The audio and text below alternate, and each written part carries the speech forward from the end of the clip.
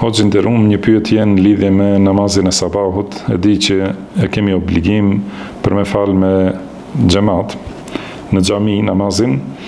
Po ashtu e kam dëgjuar edhe hadithin që tregon për vlerën e namazit, po mua po më duhet të qëndroj në shtëpi për shkak të nënës, sepse ka frikë të falet vetëm dhe nuk di çfarë të veproj, a të falem me të apo në xhami, Allahu ju ruajt.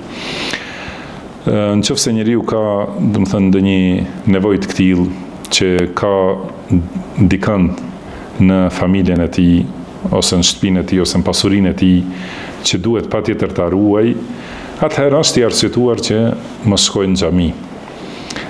Për shembull, nëse friksohet për fëmijët të zon, ose për diçka prej pasurisë, që nëse e le vet mund të dëmtohet, ose për ndonjë person tjetër, edhe nëse nuk është prej fëmijëve, nëse është i smur e kështu me radhë, atëherë ka të drejtë mos shkojnë në xhami dhe të kujdeset për ta.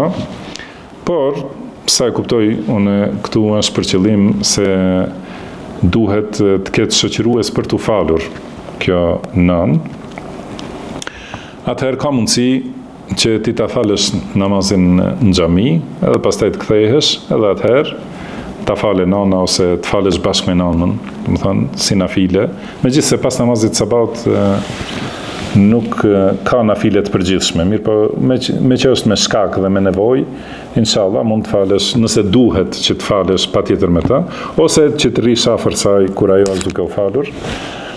Atëherë ka mundësi të bashkohen të dyja, domethënë edhe ta falësh namazin me xhamat në xhami, edhe ta falësh bashkë me nanën tënde.